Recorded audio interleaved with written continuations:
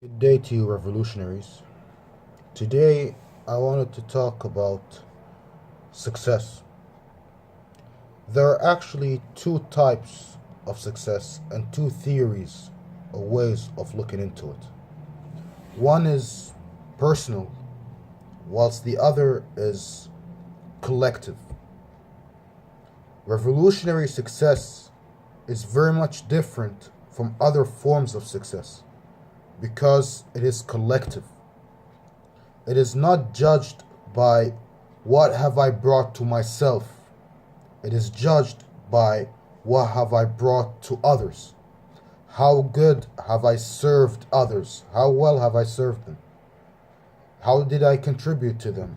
How did I benefit them? How did I make the world a better place? How did I improve my community, my state, my country, my region, and so forth? Most people imagine success as a personal thing. They imagine it as when I get a good car, a good house, I'll be having interesting relationships and all of that. But that success is not the success that the revolutionary seeks. It's not the type of success that it advocates, since it is very much narcissistic and based on the self.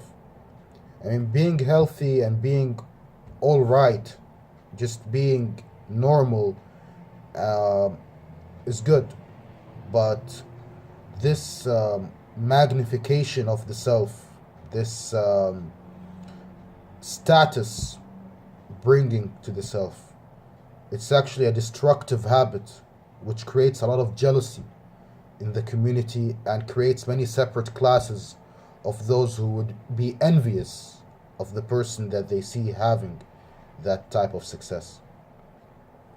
The real success, the real spirit of approaching success is, for example, if a person wants to build himself up or they want to get in better shape, is that they may want to defend someone, or they may want to defend their country or their community, or they want to build strength so that they can be able to serve others. The revolutionary idea of success has to be tied up with the collective, with the people. Whatever you should bring to yourself, you should bring to the benefit of others. And it's primarily based on the spirit of altruism. So instead of someone thinking of, oh, I'm going to start a company so that I can gain money, you think about starting a company so that you can help others, create more jobs, make the economy better, make others feel more prosperous, make other lives easier, and so forth. So while we have one success, which is narcissistic, we have another success, which is altruistic, which wants to provide for the people, fix social situations, create better lives, and be of service to the common good and others. Society predominantly looks up. They look up when they try to see success, when they try to visualize it.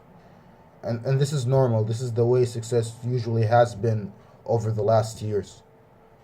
It has been that the person with the most money, with the most status, symbols, and more involved with an elite or a selective group of people is the person who is actually successful, versus the common person is not successful. He's just normal and trying to emulate those people in order to gain success. But success should be to the majority of people and should not be limited to a few, to a small number of people who may just boast about it and make all others feel discriminated against just because they do not belong to them. This would create a monopoly on status, a monopoly on power, a monopoly on respect, and that's just abusive. It leads to many hierarchies that would in turn abuse each other. So if we have followed the traditional model where um, A father, for example, he would be bossing around the entire household, and above the father you have his boss who's bossing him, and then above the boss you have a minister who's bossing the boss. A cycle. This cycle never ends, basically.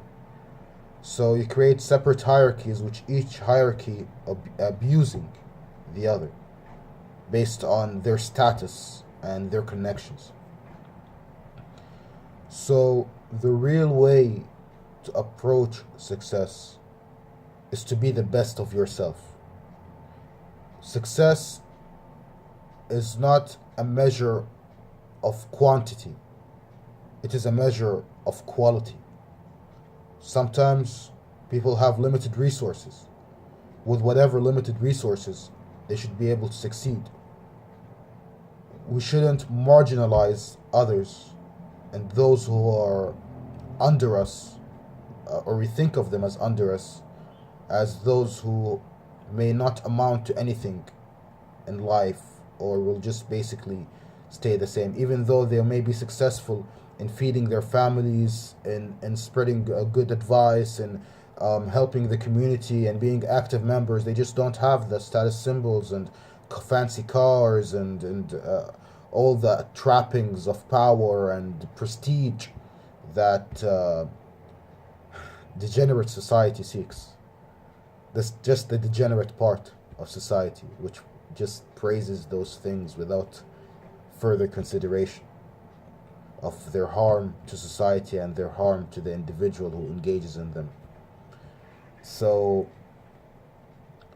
the only way for someone to succeed is if he helps others, to become a benefit to others, to seek the happiness of others, to give from the self.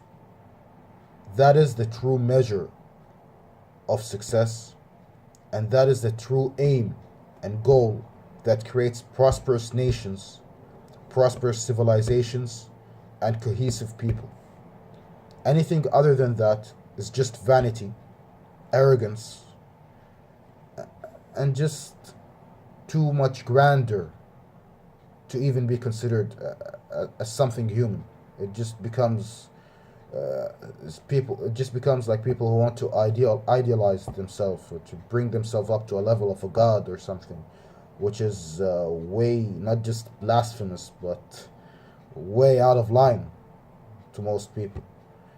So the best way to approach life is with others in mind.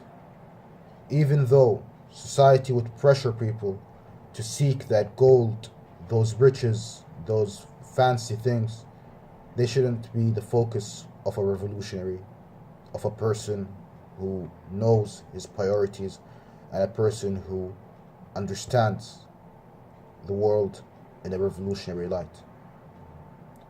Since most people look up, we decided to look down, to see those who are unfortunate, to see those who need help, who need assistance, and be of benefit to them.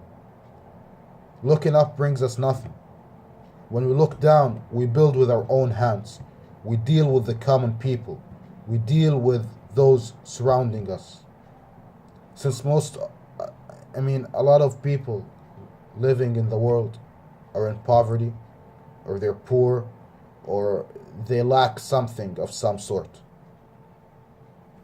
The middle classes are just standard, and they're actually they're gonna decrease with the advent of capitalism. Of course, they're gonna decrease, and most of us are gonna end up with much lower income because capitalism benefits the rich at the expense of the poor.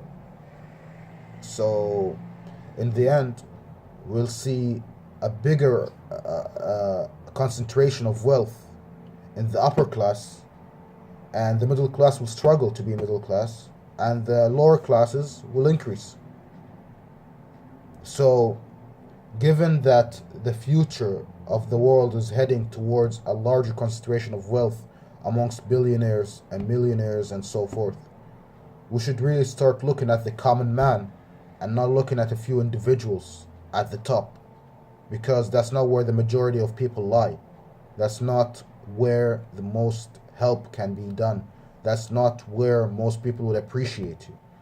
We should associate with the folk, with the masses, with the common people, and have humbleness instead of arrogance and boasting around.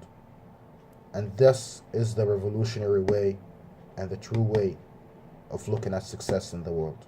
And anything else I consider to be false. And thank you.